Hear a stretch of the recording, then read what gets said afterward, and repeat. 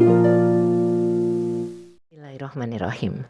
Assalamualaikum warahmatullahi wabarakatuh. Ikhwan akhwat rahimakumullah. Syukur alhamdulillah hari ini kita dipertemukan kembali di acara perlindungan anak atas hidayah inayah rahmat Allah Subhanahu wa taala yang mudah-mudahan menjadikan kita sosok yang lebih berarti dan bermanfaat bagi anak-anak kita, baik yang di rumah atau dimanapun di negeri tercinta Indonesia ini. Tentu tidak lupa salam salawat kita lantunkan untuk kekasih kita Rasulullah Shallallahu Alaihi Wasallam. Mudah-mudahan kelak kita dipertemukan di saat yang sangat-sangat kita rindukan. Dr. Hamid Patilima sudah siap untuk menghantarkan kita pada perlindungan anak yang pilihannya untuk hari ini itu terkait dengan masalah hukum yang insya Allah kalau ini kita fahami betul, kita pun juga akan bisa membantu bagaimana proses yang sangat-sangat diperlukan oleh anak-anak kita. Karena terus terang, karena ketidakmampuan atau ketidakmatangan emosi anak-anak kita dengan kehidupan yang kompleks dan beraneka ragam dari arus sekarang ini ya, arus globalisasi yang menyebabkan pengaruh bukan cuma positif tapi negatif terhadap kemajuan zaman yang juga diikuti oleh perubahan perilaku manusia. Ternyata bukan cuma orang dewasa. Nah, seperti apakah gerangan ini semua berdampak antara anak-anak kita dengan kondisi hukum yang terjadi di antara mereka? Kita sapa Dr. Hamid Patilima. Assalamualaikum warahmatullahi wabarakatuh. Waalaikumsalam. Apa kabar Bunda? Alhamdulillah bisa mendampingi Anda. Jadi persisnya bahasan kita gimana nih? Hari ini anak yang berkonflik dengan hukum. Wow, itu yang perlu kita pahami, perlu kita ketahui. Sebab siapa tahu kita bisa menjadi mediator bagi anak-anak yang kebetulan ada di lingkungan kita yang mengalami hal-hal semacam ini. Mari kita simak, silakan. Baik, terima kasih Bunda. Bismillahirrahmanirrahim. Assalamualaikum warahmatullahi wabarakatuh. Pendengar Radio Rasil di mana saja berada, terutama yang ada di Kota Batam, Kota Palembang, Kota Pontianak, di Jabodetabek, Kota Sukabumi, Kota Semarang, Kota Magelang, Yogyakarta, Bondowoso, dan Banyuwangi. Insya Allah hari ini Bunda kita akan berbagi informasi terkait dengan anak yang berkonflik dengan hukum atau ABH. Pertanyaannya, kenapa mereka bisa menjadi anak yang berkonflik dengan hukum? Itu sebetulnya Bunda adalah akumulasi dari pengabaian orang-orang yang terdekat dengan anak-anak kita. Jadi kalau ada satu anak yang berproses dengan hukum, itu sudah otomatis sebetulnya sederhana kita akan menelusuri kenapa dia tega berani membawa alat senjata tajam, berani menentang, berani melempar, atau berani memukul orang, atau berani mengambil barang orang, atau berani menggunakan barang-barang terlarang atau minuman, narkoba. Ini semua Bunda, kalau kita menemukan orang-orang seperti itu atau anak-anak yang ada di sekitar kita seperti itu, sebetulnya mereka itu adalah real korban. Korban dari pengabaian siapa saja. Tinggal kita telusuri Bunda Nuning yang paling dominan menjadikan anak seperti itu siapa. Untuk itu ayahanda di rumah, terutama kakek nenek, paman bibi, tetangga. Kalau kita menemukan anak-anak seperti itu, sebetulnya anak-anak yang berkonflik dengan hukum itu sebetulnya mereka kalau boleh sampai belum berproses itu, mereka itu sering mengirim sinyal. Jadi sinyal itu Bunda Nuning seperti mereka berkata-kata yang tidak pantas disampaikan oleh anak seusia itu, atau dia melakukan hal-hal ya kecil-kecil melanggar norma-norma yang ada di masyarakat, atau dia sudah berani melakukan penentangan atau berani membentak atau agresif menyakiti orang lain, atau mengendarai sepeda motor yang seharusnya dia belum waktunya untuk mengendarai sepeda motor karena harus memiliki surat izin mengemudi, tapi itu syarat juga sebelumnya dia harus ikut pelatihan, lalu kemudian dia berproses di lalu lintas supaya mendapat pengakuan dari kepolisian. Di sana kan syaratnya minimal berusia 17 tahun. Atau ada anak-anak berani Bunda, dia membuat geng-geng yang kemudian hari ini polisi itu pekerjaannya bertambah Bunda Nuning. Yang seharusnya di bulan puasa kita habis sahur itu membaca Quran, tadarus, tetapi teman-teman kepolisian akhirnya harus ekstra pekerjaannya untuk memastikan jangan sampai ada perang sarung. Wah, ini perang sarung, terus ada tawuran, yang itu semua sedang memperlihatkan kepada kita anak-anak itu semua adalah korban pengabaian dari siapa? Orang tua. Kita telusuri satu-satu. Pasti di sana ada ayah yang tidak lagi memiliki kemampuan untuk mengawasi anaknya. Itu bisa terjadi karena apa Bunda Nuning? Itu sejak dari usia dini ayah, sosok ayah tidak tampil di tengah-tengah anaknya. Kalau kita telusuri Bunda Nuning, atau dia tampil tetapi dia penuh melakukan kekerasan kepada anaknya. Dia berani membentak anaknya, dia berani melayangkan tangannya kepada anaknya. Itu semua akan terakumulasi dengan apa yang kita bahas hari ini. Bagaimana dengan bundanya? Bunda adalah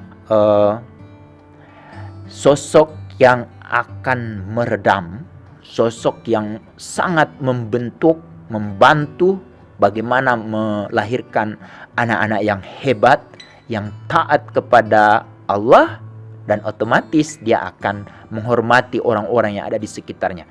Kalau ini sedikit saja kita mengabaikan, itu dampaknya akan melahirkan anak-anak yang berkonflik dengan hukum. Bagaimana peran dari kakek? Kakek ini Bunda Nuning tidak cukup hanya dari pihak ayah, juga ada juga dari pihak ibu. Karena mereka mendapat status sebagai seorang kakek itu kalau ada cucu. Nah, ini juga harus kita pastikan bagaimana memberikan pengertian dengan penuh kasih sayang kepada cucu kita.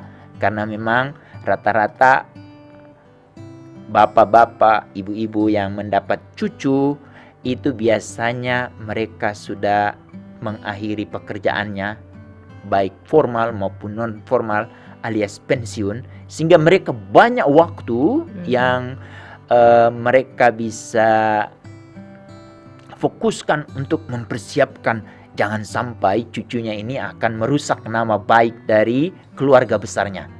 Jadi kakek, nenek dari bagian ayah dan dari bagian ibu ini menjadi penting. Lalu kemudian di sana juga ada paman Bunda Nuning. Paman itu otomatis kalau ayahnya itu punya kakak atau punya adik, berarti banyak paman dari anak kita ini. Yang kemudian juga otomatis punya bibi. Lalu paman bibi ini tidak hanya ada di bagian ayah tetapi juga ada di bagian ibu. Mereka juga ada yang berprofesi sebagai polisi atau sebagai sarjana hukum atau orang-orang yang memiliki kepedulian untuk memastikan bagaimana anak-anak itu benar-benar tidak pernah mengalami perendahan martabat. Untuk itu bagaimana kita memastikan ini? Untuk itu paman-paman, bibi-bibi yang sudah mendapatkan status sebagai om atau tante atau mbak atau bude, pade, ini tidak cukup kita dapat status itu, tetapi ada kewajiban kita untuk memastikan keponakan kita itu jangan sampai mengalami pengabaian. Ini orang-orang ini yang harus terpastikan. Lalu yang kemudian yang ketiga Bunda Nuning, tetangga. Iya. Jadi ayahanda dan bunda yang menjadi tetangga, kalau ada anak yang di sekitar kita, jangan pernah kita memberi kesempatan kepada anak-anak yang ada di tetangga kita itu melakukan hal-hal yang nantinya akan merugikan lingkungan kita. Tetangga ini Bunda Nuning, tetangga di depan, tetangga di belakang, tetangga di kiri, tetangga di kanan. Untuk memastikan bagaimana anak yang ada di tetangga kita itu benar-benar dia tidak mengalami perendahan martabat atau mengalami kekerasan atau mengalami pengabaian. Kalau ini semua kita biarkan Bunda Nuning, ini yang kemudian nanti efeknya adalah kalau anak itu berkonflik dengan hukum, nama lingkungan kita akan terbawa-bawa. Otomatis akan terpublikasi, mau tidak mau itu Bunda Nuning. Akhirnya Pak RT, Pak RW, apalagi kalau ada di sana masjid, berarti ada takmir masjid, otomatis akan terbawa. Kalau di sana ada tokoh pemuda, ada tokoh perempuan, ada orang hebat di sana, itu juga akan mendapatkan getah dari pengabaian kita terhadap anak yang menjadi pelaku. Sederhana, kemarin-kemarin ada yang viral ya Bunda Nuning, ada anak seorang pejabat melakukan kekerasan. Itu sebetulnya kalau kita deteksi sejak dari awal dan fungsi kita sebagai tetangga itu segera mengkoreksi, insya Allah tidak akan terjadi yang seperti yang viral hari ini. Begitu juga ada anak yang suka buat geng motor atau apapun Bunda Nuning. Ini tetangga atau lingkungan itu juga memberi potensi atau memberi ruang sehingga anak-anak itu menjadi seperti itu. Sehingga akhirnya mereka menjadi anak yang berkonflik dengan hukum. Kemudian ini yang terakhir Bunda Nuning, peran dia juga menjadi sangat kunci. Siapa itu? Adalah tokoh adat yang ada di tempat di mana anak hidup, di mana anak tumbuh, di mana anak berkembang. Karena para tokoh budayawan ini yang selalu memastikan nilai-nilai sosial yang berlaku di masyarakat itu harus selalu terjaga. Jadi keseimbangannya ini yang kemudian oleh negara pada tanggal 25 Agustus tahun 1990, Presiden Soeharto Bunda Nuning berani menandatangani sebuah konvensi, yaitu Konvensi Hak Anak yang diatur melalui keputusan Presiden nomor 36 tahun 1990. Di sana Bunda Nuning ada pasal 40 memastikan anak-anak yang berkonflik dengan hukum, bagaimana anak itu jangan sampai dia mengalami perendahan berulang. Dia jangan sampai mengalami pengabaian berulang. Jangan sampai anak ini mengalami kerugian yang berulang. Untuk itu Ayahanda dan bunda, negara hadir di tengah-tengah kita dengan melahirkan 3 undang-undang sekaligus, Bunda Nuning. Untuk itu ayahanda dan bunda kalau punya gadget, kalau Catat. boleh ambil undang-undangnya akan kami sebutkan ini. Pertama adalah Undang-Undang Nomor 11 Tahun 2012 tentang Sistem Peradilan Pidana Anak. Ini undang-undang, Bunda Nuning, yang intinya adalah memastikan anak-anak yang berkonflik dengan hukum ini bagaimana dia sudah mengalami perendahan martabat, dia sudah mengekspresikan hal yang negatif sehingga kemudian dia mendapatkan status sebagai anak yang berkonflik dengan hukum. Nah, ini menjadi sangat penting untuk terpastikan setiap ayah kalau boleh, setiap bunda kalau boleh gadgetnya itu ada undang-undang ini. Dicatat di situ. Kalau boleh paman juga, kalau boleh bibi juga, kalau boleh kakek nenek. Otomatis kalau semua gadget sudah ada, itu berarti mereka-mereka ini kan otomatis akan jadi tetangga, otomatis juga menjadi tokoh adat. Sehingga gadget kita, handphone kita itu menjadi gadget yang memiliki pengetahuan tentang hukum, bagaimana memastikan menangani anak-anak yang berkonflik dengan hukum sebagaimana yang dikehendaki oleh Presiden Soeharto dengan berani meratifikasi Konvensi Hak Anak untuk memastikan jangan sampai anak-anak itu menjadi orang-orang yang merugikan diri dia sendiri dan otomatis negara akan hilang satu generasi yang kemudian tidak berguna lagi karena dia sudah mengalami pengabaian. Itu undang-undang pertama, Undang-Undang Nomor 11 Tahun 2012 tentang Sistem Peradilan Pidana Anak. Di sana tuh kalau boleh dibaca dari titik pertama sampai akhir tuh, Bunda Nuning. Baca pelan-pelan, dipahami, dimengerti. Kemudian tugas kita mensosialisasikan. Itu yang pertama. Yang kedua adalah, Bunda Nuning, Undang-Undang Nomor 22 Tahun 2022. Ini baru ini undang-undang ini, Bunda Nuning. Yaitu undang-undang tentang pemasyarakatan. Di sana di undang-undang itu, Bunda Nuning, anak yang berkonflik dengan hukum bila mengalami kegagalan dalam proses penyidikan, dalam proses penuntutan dan di proses pengadilan dan akhirnya dia harus masuk ke lembaga pembinaan khusus anak untuk melakukan pembinaan anak ini, itu Kementerian Hukum dan Hak Asasi Manusia melalui Dirjen Pemasyarakatan itu mengimplementasikan undang-undang itu. Untuk itu kalau boleh baca undang-undang itu, apa yang akan terjadi bila anak kita itu akhirnya dia masuk ke lembaga pembinaan khusus anak. Itu kita baca. Lalu yang ketiga, ini kado yang terbaru di tahun 2023. Apa itu? Undang-Undang Nomor 1 Tahun 2023 tentang hukum, tentang kitab Undang-Undang Hukum Pidana, KUHP.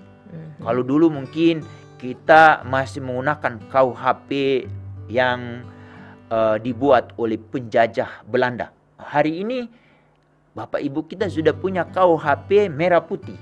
Tolong kalau boleh setiap ayah dan setiap bunda di handphonenya itu download segera. Itu undang-undang itu sudah disetujui oleh Presiden. Otomatis itu sudah berproses di DPR lama sekali, Bunda Nuning. Sampai ada demo-demo waktu proses undang-undang ini diparipurnakan. Hari ini kalau boleh, karena 3 tahun lagi undang-undang itu akan berlaku. Kita pastikan setiap ayah, setiap bunda yang memiliki anak usia di bawah 18 tahun kalau boleh sudah melek hukum. Kita baca itu undang-undang itu. supaya kita akan paham bagaimana kita memastikan anak itu hidup, tumbuh, dan berkembang. Kalau kita sudah melek hukum, insya Allah kita akan mendampingi, membimbing anak kita dengan penuh pengetahuan. Salah satunya adalah memastikan jangan sampai anak kita menjadi anak yang berkonflik dengan hukum. Nah, apa sesungguhnya itu anak yang berkonflik dengan hukum? Anak yang berkonflik dengan hukum itu adalah merupakan bagian dari anak yang berhadapan dengan hukum. Pertanyaannya Bunda Nuning, apa itu anak yang berhadapan dengan hukum? Anak yang berhadapan dengan hukum itu adalah anak yang berkonflik dengan hukum. Itu alias pelaku. Jadi kata sederhananya itu pelaku tindak pidana. Tindak pidana apa saja? Tindak pidana seperti yang kasus sedang viral hari ini, dan ada satu anak gadis yang benar-benar diproses dan sedang dalam proses pengajuan ke penuntut umum, dan penuntut umum otomatis dia akan langsung ke pengadilan karena orang tua dari korban tidak setuju dia melalui proses yang seharusnya itu kalau boleh melewati proses itu, karena melihat bahwa ada anak seperti itu sebetulnya dia merupakan cerminan kegagalan, cerminan dari pengabaian orang-orang yang ada di sekitar kita, termasuk teman-teman dari kepolisian yang tidak berhasil mensosialisasikan undang-undang ini. Melalui Radio Rasil ini coba kita gaungkan bagaimana setiap ayah, setiap ibu, setiap kakek, setiap nenek, setiap paman bibi harus membaca undang-undang ini supaya mereka paham, supaya mereka mengerti, supaya mereka memiliki pengetahuan yang kemudian itu menjadi kompetensi untuk mendampingi, membimbing cucunya. Yang termasuk dengan anak yang berhadapan dengan hukum itu siapa lagi Bunda Nuning? Ada dua lagi, yaitu anak yang menjadi korban tindak pidana. Lalu yang kedua, anak yang menjadi saksi tindak pidana. Jadi ini sudah diatur secara lengkap di Undang-Undang Nomor 11 Tahun 2012 tentang Sistem Peradilan Pidana. Kalau ayahanda dan bunda yang ada mendengar radio ini, kalau boleh segera ketik di Google, jangan tunggu lagi. Mumpung habis kita ngaji, lalu kita mengkaji hadis, lalu kita coba, oh ternyata ada yang di Al-Quran yang mengatur tentang tindak pidana itu, lalu kemudian ada juga hadis, lalu oh ini ternyata di Indonesia ada aturan yang lengkap bagaimana memastikan jangan sampai ada anak-anak masuk ke sistem peradilan pidana anak. Bunda Nuning, undang-undang ini juga menggunakan salah satu kesepakatan Riyadh Rules. Jadi di tingkat PBB itu ada selalu pertemuan, ada di Tokyo, ada di Arab Saudi. Di salah satu pertemuan di Arab Saudi itu adalah menghasilkan Riyadh Rules itu bagaimana anak yang berkonflik dengan hukum itu harus dipisahkan dengan pelaku tindak pidana orang dewasa. Di undang-undang ini diatur juga itu Bunda Nuning. Bagaimana memastikan kalau itu sudah terlanjur anak itu harus berproses ke tingkat pengadilan dan akhirnya anak itu harus berproses di sistem peradilan pidana anak. Lalu yang kemudian apa sesungguhnya yang dimaksud dengan anak yang berkonflik dengan hukum? Coba buka undang-undang itu. Anak yang berkonflik dengan hukum adalah anak yang telah berumur 12 tahun tetapi belum berumur 18 tahun yang diduga melakukan tindak pidana. Jadi ayahanda dan bunda, kita bersyukur dengan undang-undang ini sudah ada penaikan usia. Kalau dulu Bunda Nuning dengan Undang-Undang Nomor 3 tahun 1997 tentang peradilan anak, anak itu yang dapat dituntut pidana itu anak usia 8 tahun. Coba kebayang itu anak 8 tahun lalu dia sudah melakukan pembunuhan atau melakukan tindak pidana, itu oleh undang-undang kita waktu tahun 97, berarti dia berlaku sampai tahun 2012. Berapa tahun tuh? Itu akhirnya oleh teman-teman aktivis hak asasi manusia memperjuangkan, lalu itu juga di tingkat internasional juga memperjuangkan kalau boleh usia pelaku tindak pidana yang dapat dimintai pertanggungjawaban itu usianya dinaikkan. Jadi Indonesia baru sepakat sampai di usia 12 tahun. Padahal di Syria itu sudah 14 tahun. Kalau boleh juga didorong anak usia 18 tahun, karena ada kehendak dari Komite Anak PBB, kalau ada anak-anak yang berkonflik dengan hukum, pada saat dia bebas dari tuntutan hukum, itu pada saat anak itu nanti mengurus surat catatan perilaku atau SKCK yang dikeluarkan oleh kepolisian, di surat itu anak dinyatakan nihil, tidak terlibat apapun dalam tindak pidana. Kenapa sampai begitu tuntutannya itu, Bunda Nuning? Karena anak usia 18 tahun itu mereka memiliki masa depan yang panjang.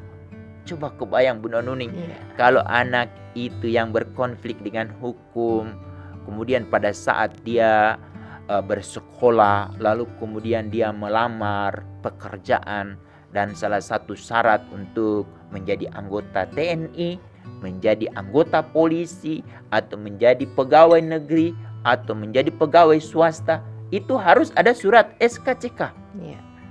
Kebayang, surat itu, anak ini dulu adalah pembunuh, anak ini dulu adalah narkoba, anak ini dulu adalah pelaku tindak pidana kekerasan seksual. Kebayang, Bunda Nuning, apakah anak ini akan diterima untuk menjadi abdi negara? Padahal menurut kita setelah dia berproses di sistem peradilan pidana, anak ini insya Allah dia mendapatkan hidayah, tetapi dia tidak memiliki masa depan lagi karena SKCK-nya. Ya, untuk itu di tingkat internasional diharapkan kalau boleh anak ini waktu mengurus SKCK sudah nihil. Ini jadi tantangan, kalau ada teman-teman dari kepolisian, boleh dong bisik-bisik kepada mereka-mereka yang mengambil kebijakan di dekat-dekat Kapolri untuk mengambil kebijakan untuk memastikan kalau boleh anak-anak yang berproses di sistem peradilan pidana anak itu pada saat mereka mengurus SKCK itu dinihilkan. Tapi ini menjadi sebuah tantangan. Tantangannya adalah ada di 7 orang yang akan kita pilih tahun 2024, Bunda Nuning. Anggota DPRD, DPR, DPD, lalu DPR provinsi, bupati, wali kota, gubernur, dan yang paling seksi itu adalah presiden. Ini menjadi penting, Bunda Nuning. Sepeduli apa mereka, itu yang akan menentukan. Untuk itu, kalau boleh setiap individu yang merasa berstatus sebagai ayah perlu dong baca undang-undang ini, Bunda Nuning. Jangan biarkan hanya orang-orang dari sarjana hukum memiliki pemahaman. Pertanyaannya, kenapa sebuah undang-undang itu ada, Bunda Nuning? Terutama undang-undang yang berhubungan dengan tindak pidana. Kenapa dibuat? Karena untuk menjawab reaksi masyarakat, agar masyarakat tidak dirugikan. Untuk itu, menjawab jangan sampai ada yang dirugikan, lahirlah undang-undang itu, salah satunya yang mengatur tentang pidana. Ini menjadi poin penting, Bunda Nuning. Lalu pertanyaan selanjutnya, apa sebetulnya yang dikehendaki oleh undang-undang kita ini?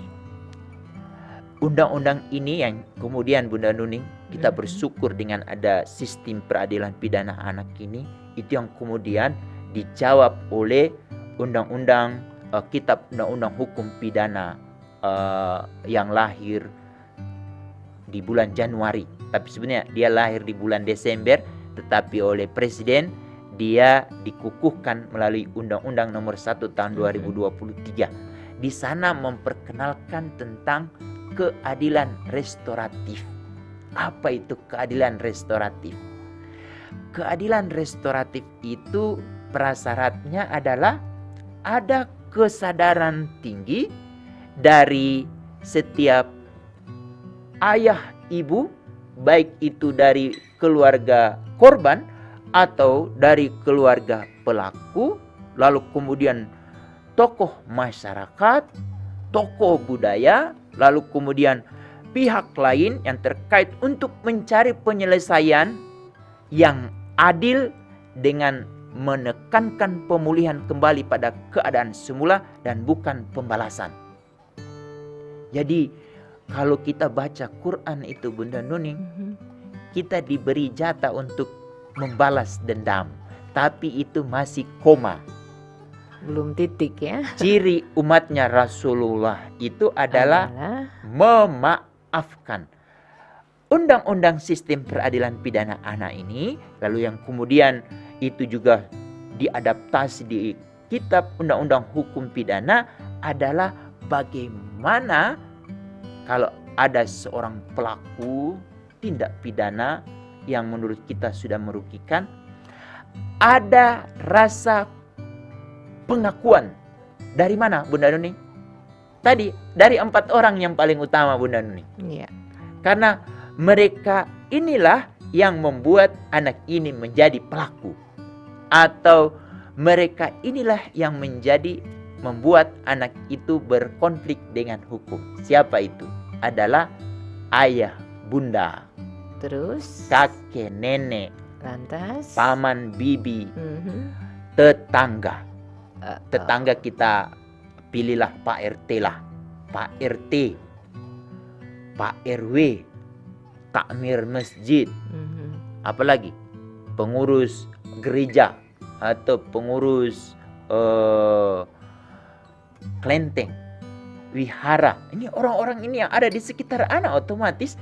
Lalu ada lagi Bunda Nuning, orang yang selalu menjaga nilai-nilai yang ada di masyarakat. Ini mereka berkumpul, lalu mereka bermusyawarah untuk memberikan rasa keadilan pada anak yang menjadi pelaku. Ini anak menjadi seperti ini, sesungguhnya kita bersalah. andil di situ. Berani nggak kita mengakui kesalahan itu? Itu yang dimaksud dengan restoratif justice atau keadilan restoratif yang selalu didengungkan oleh ada satu partai itu yang restoratif. Jadi kita mengembalikan kalau ada komputer yang error, di apa Bu? Di res lagi kan, supaya dia kembali normal lagi. Jadi yang ditekankan adalah mengembalikan rasa keadilan yang ditekankan oleh pendiri bangsa kita melalui Pancasila. Sila kelima itu keadilan sosial. Di sini anak meminta keadilan. Lewat apa? Keluarga-keluarga yang di bagian pelaku, keluarga-keluarga yang di bagian korban itu bermusyawarah, bersepakat, ayo ini semua kan kesalahan kita, boleh nggak kita bersepakat aja? Tapi tidak terjadi pada kasus yang sedang viral sekarang, karena masing-masing saling merasa memiliki legal standing untuk memperjuangkan. Tapi kalau ini kita coba musyawarahkan secara bersama-sama dan kita kembali ke awal sejarahnya anak menjadi pelaku tindak pidana yang kemudian kita sebut sebagai anak yang berkonflik dengan hukum, itu adalah kontribusi besar dari kita. Apalagi sekolah. Sekolah juga ambil bagian.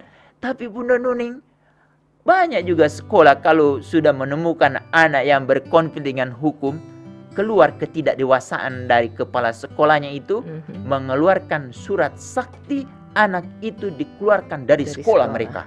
Wah, coba bayangkan kalau anak itu sudah dikeluarkan surat sakti itu, lalu bagaimana masa depan anak ini? Makin hancur.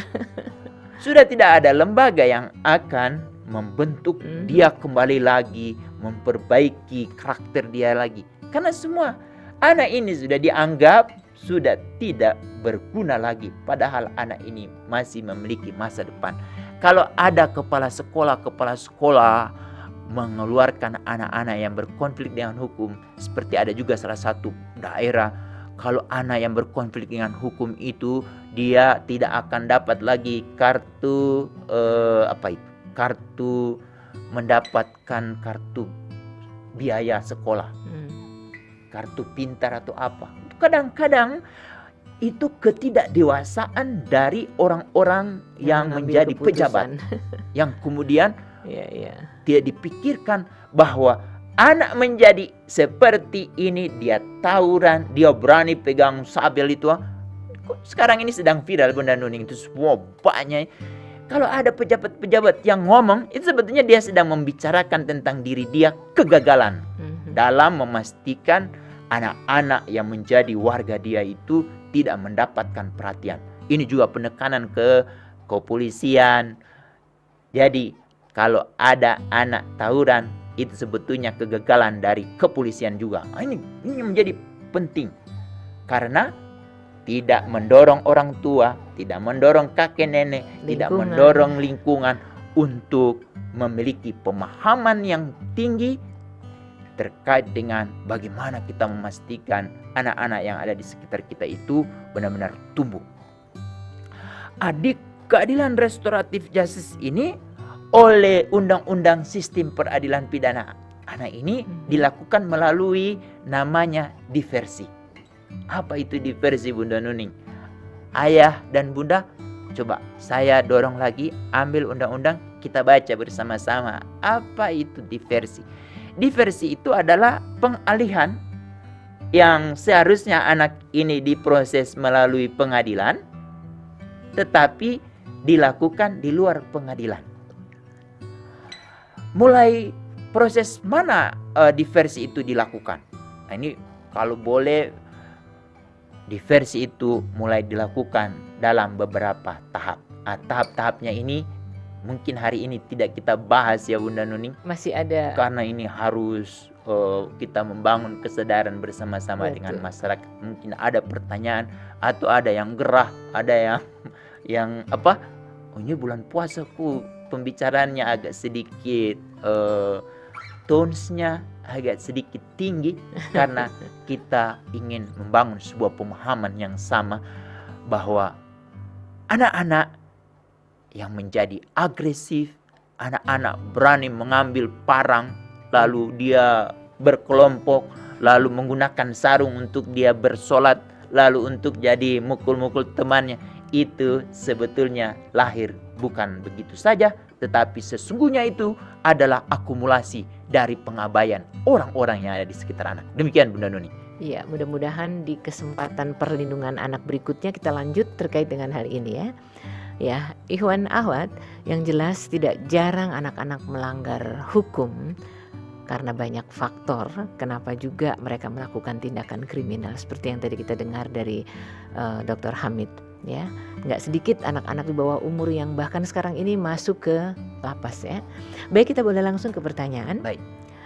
Dari Indah, Bapak Hamid, apakah anak yang suka membuli itu juga termasuk kategori anak yang konflik dengan hukum?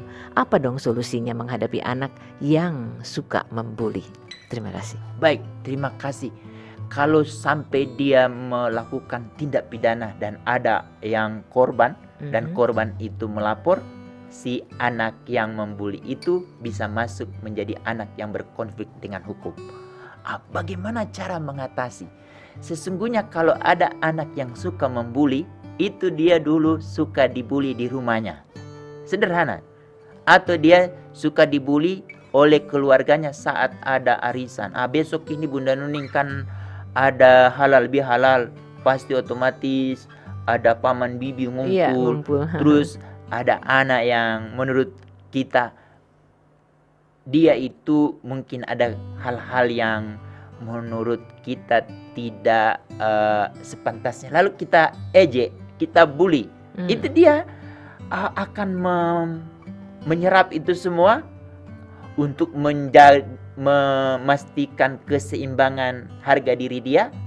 Dia akan melakukan kepada temannya, dia akan membuli temannya.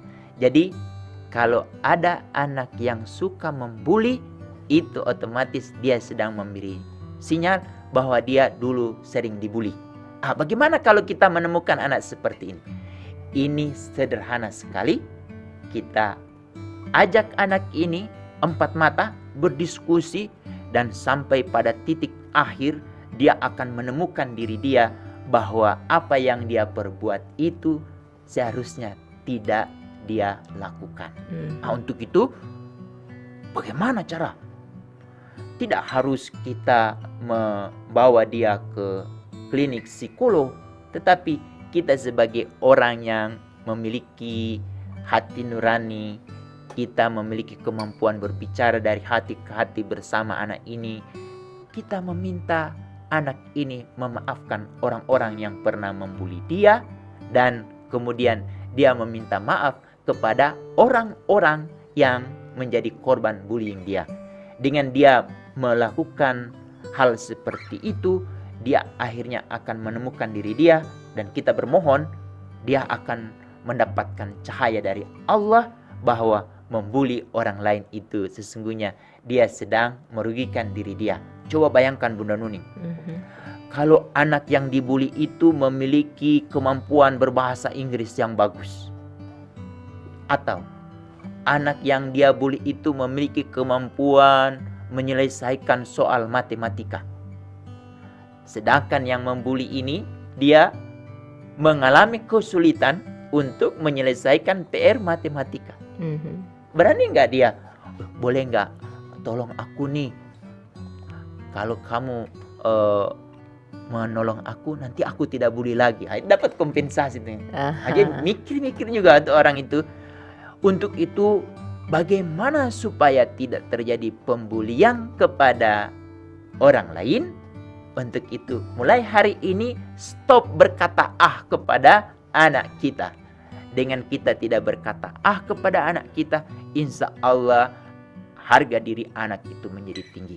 Lalu kemudian yang kedua, supaya anak kita tidak menjadi korban bullying, kalau boleh kita publikasikan apa yang menjadi keunggulan anak kita. Misalnya dia mampu berjualan, dia mampu membuat PR, dia mampu berbahasa Inggris dengan bagus, lalu dia memiliki kemampuan untuk IT.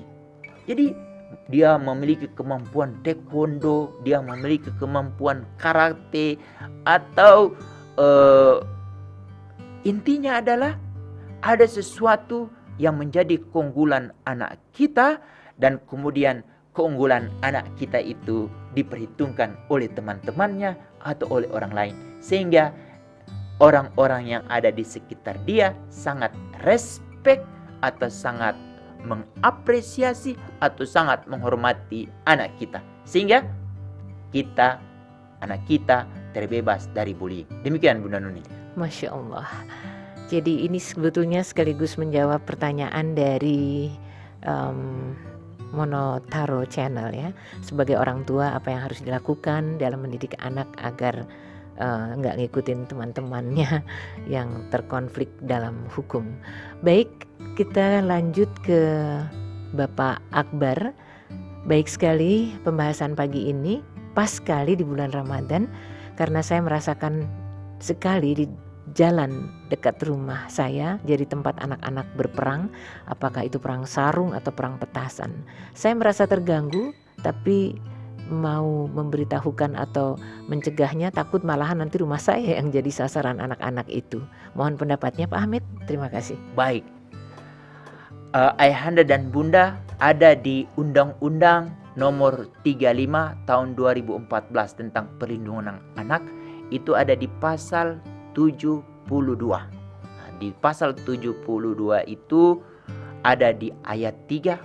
Otomatis segera ini ya, karena di depan laptop atau di handphone langsung ketik apa ini Undang-Undang 35 tahun 2014, langsung scroll ke bawah, ambil pasal 72 ayat 3. Di sana ada 3 upaya yang perlu kita lakukan. Apa itu? Pertama, kalau anak-anak itu sudah dalam keadaan tenang, sudah tidak dalam kumpul-kumpul, dia tidak pegang petasan, kita mensosialisasikan Undang-Undang nomor 1 tahun 2023 tentang hukum pidana. Di sana mereka baca itu. Kita tidak perlu baca ke mereka, kasih aja ke mereka nih. Kita print kalau boleh. Coba Bapak Ibu pilih pasal-pasal pidana. Salah satunya itu adalah mengganggu ketertiban umum. Itu ada di sana itu dan apa hukumannya. Itu upaya yang pertama. Upaya yang kedua, otomatis kita punya gadget otomatis ya. Segera telepon ke kantor polisi. Apalagi kalau di DKI Jakarta ini, Bunda Nuning, polisinya itu sudah ada di tingkat RW.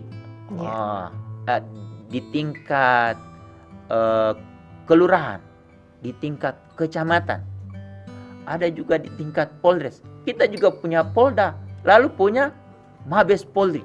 Jadi di DKI Jakarta ini udah lengkap nih ya. Itu juga di Bekasi atau di sekitar. Ini tolong nomor teleponnya kalau boleh kita pegang. Jangan kita biarkan Babin Kamtibmas itu lewat di rumah kita, tapi kita tidak pernah cegat, Pak, nomor telepon Bapak ada nggak? Kalau sewaktu-waktu ada anak-anak yang membuat keresahan, karena saya khawatir jangan sampai saya akan menjadi korban balik. Apalagi anak-anak yang berkumpul itu, dia memiliki korsa. Apa itu? Menjaga lingkungan atau kelompoknya. Untuk itu boleh nggak saya punya nomor telepon Bapak Babin Kamtibmas? Untuk itu kalau boleh handphone kita ada nomor telepon Babin Kamtibmas. Apakah sampai di situ? Tidak cukup. Nomor telepon Babinsa. Ada itu Babinsa, Bunda Nuning. Babinsa itu sudah diperkaya oleh TNI Angkatan Darat kemampuan untuk mendekati masyarakat. Kita telepon karena terkait dengan petasan-petasan itu sudah bukan lagi urusan sama polisi, tapi juga urusan sama pertahanan ya. Berarti kita minta dari Babinsa. Kalau tidak cukup Babinsa, ke Koramil. Ini kita oleh Undang-Undang Perlindungan Anak itu diminta untuk melapor ke pihak berwenang. Kalau kita tidak punya nomor telepon, akhirnya kita sebagai anggota masyarakat jadi tidak bermanfaat. Bagaimana supaya kita menjadi anggota yang bermanfaat? Nomor handphone kita itu ada salah satu nomor telepon Babinsa atau nomor telepon Babin Kamtibmas. Karena negara sudah menggaji mereka untuk melakukan upaya yang terdekat. Lalu apa yang dapat kita lakukan yang ketiga? Ini yang ketiga menjadi penting. Kita diminta menjadi pemantau. Pemantau itu Bunda Nuning, kita otomatis diminta sebagai intel ya, menginteligeni anak-anak yang ada di sekitar kita. Otomatis kita tahu itu dari mana dia dapat itu petasan. Ini biasanya anak mendapat petasan itu difasilitasi oleh orang tuanya. Ada itu yang masih punya bayi kecil atau punya anak di bawah 5 tahun.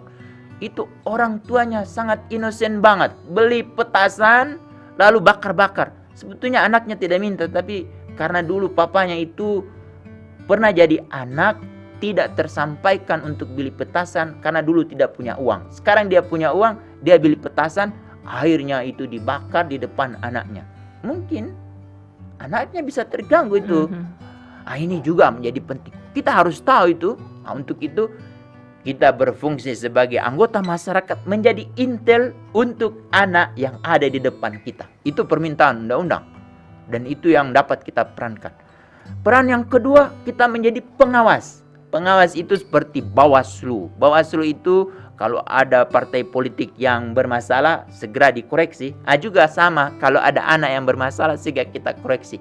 Benar kata Bapak, jangan segera koreksi pada saat mereka ngumpul begitu. Bapak nanti akan jadi korban. Karena banyak kasus seperti itu, anak-anak kita sangat beringas. Dia melakukan hal-hal karena dia sering lihat di game online yang pokoknya orang yang ada di depan itu harus dibuat KO atau dimatikan supaya dia dapat poin, sehingga dan dia terhindar dari game over. Untuk itu dia harus banyak menyiksa orang-orang yang ada di game. Itu yang kemudian itu mau tidak mau akan terinternalisasi pada diri dia. Ini menjadi satu tantangan. Kalau kita menemukan hal seperti itu, mungkin ada tetangga kita atau ada anak kita kalau dia sudah bubar dari kelompoknya, kita tarik dia, kita beri koreksi. Nah, besok ini kamu masih punya masa depan. Coba bayangkan, kamu ingin jadi tentara, ingin jadi polisi, tapi kalau petasan itu mengenai salah satu bagian panca inderamu, lalu itu tidak lagi berfungsi, lolos nggak menjadi TNI atau polisi yang kamu cita-citakan? Ini menjadi sebuah semangat hal bagi yang anak-anak. harus kita memastikan. Lalu yang terakhir ini Bunda Nuning, kita harus bertanggung jawab. Jadi di hukum pidana itu, kalau kita mengetahui ada orang yang merencanakan tindak pidana, lalu kita tidak melaporkan, kita dianggap ikut serta. Di Undang-Undang Perlindungan Anak ini di pasal 72, anggota masyarakat diminta untuk ikut bertanggung jawab untuk memastikan perlindungan anak. Demikian. Masya Allah. Sayang kita sudah ada di penghujung waktu kita. Yang jelas kita harus pahami Undang-Undang Perlindungan Anak, kemudian catat nomor Babinsa untuk kepentingan perilaku yang menyimpang yang bisa jadi sangat kita butuhkan. Oke, kita bikin rangkuman untuk bahasan kali ini. Baik, terima kasih Bunda Nuning. Terkait dengan anak yang berkonflik dengan hukum, catatan penting bagi saya hari ini, kalau boleh gadget kita penuhi dengan 3 undang-undang. Pertama, Undang-Undang Nomor 11 Tahun 2012 tentang Sistem Peradilan Pidana Anak. Meskipun undang-undang itu mengalami judicial review beberapa kali oleh para hakim, dan ada juga dari kejaksaan juga sudah melakukan, karena mereka mau bebas dari apa yang harus dimintai oleh undang-undang itu. Itu yang pertama. Baca pelan-pelan, dan kalau boleh juga baca hasil judicial review dari Mahkamah Konstitusi. Kenapa itu jaksa mencabut beberapa pasal, lalu kemudian Mahkamah Agung meminta beberapa pasal itu tidak dikuatkan. Ini penting juga kita harus tahu supaya pada saat kita berdiskusi dengan anak itu tidak berdiskusi kosong. Yang kedua, Undang-Undang Nomor 22 Tahun 2022. Nomor cantik ini Bunda Nuning. Kembar. Undang-Undang Pemasyarakatan. Kalau boleh dengan kita membaca Undang-Undang Pemasyarakatan ini, sekali-sekali ada city tour, anak kita ajak ke lembaga pemasyarakatan atau ke rumah tahanan, lembaga pembinaan sementara. Di sana anak ditahan. Kita tanya tuh, sekali-sekali tanya, "Nak, kenapa kamu ada di sini? Ini anak saya ingin tahu juga." Akhirnya terjadi dialog sehingga memiliki sebuah kesadaran dari anak ayah, kayaknya aku tidak mau untuk terlibat seperti teman aku yang ada di sini. Ini akhirnya ada satu internalisasi yang dia belajar dari fakta yang ada di lapangan. Lalu yang ketiga, kalau boleh ini ya, handphone kita, undang-undang itu memang agak sedikit tebal, dan saya sudah buat bukunya juga itu. Itu ada sekitar 600 halaman, tapi sebetulnya dia cuma 200 halaman di kitab undang-undang itu, yaitu Undang-Undang Nomor 1 Tahun 2023. Persembahan dari anggota DPR bersama presiden yang kita pilih bersama-sama, sehingga negara ini memiliki kitab undang-undang hukum pidana merah putih. Kalau boleh baca khusus saja untuk yang ada anak. Jadi ada kata anak, kita baca, kita buat PowerPoint kalau boleh ya, supaya kita cari momen bersama anak kita. Nah, coba kita diskusi ini, undang-undang ini kalau kamu akan menjadi orang membuli, atau kamu suka merendahkan orang lain, kamu suka membawa ini senjata atau apa. Lalu kemudian ini ada satu kejadian Bunda Nuni di salah satu kota yang kami pantau, kebetulan waktu itu saya bersama KPAI, menemukan ada seorang anak menjadi anak yang berkonflik dengan hukum cuma gara-gara dia selalu direndahkan. Lalu pada satu momen anak ini mendorong anak ini, lalu kemudian terjadi sesuatu yang tidak dikehendaki, dan akhirnya anak yang bercita-cita mau kuliah di ITB itu pupus karena dia mengalami ketakutan yang tinggi. Bayangan dia bagaimana berhadapan dengan polisi, bagaimana berhadapan dengan jaksa, bagaimana berhadapan dengan hakim, itu nanti kita bahas insya Allah di pertemuan lanjutan. Ini juga menjadi penting.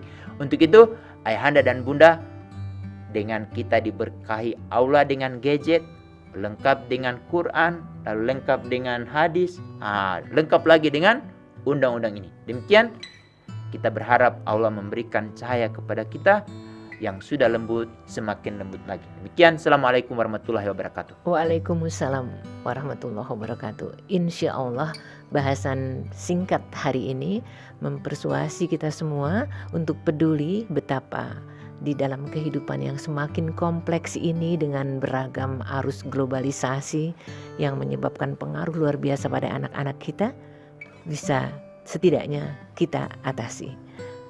Billahi taufiq wal hidayah. Wassalamualaikum warahmatullahi wabarakatuh. Waalaikumsalam.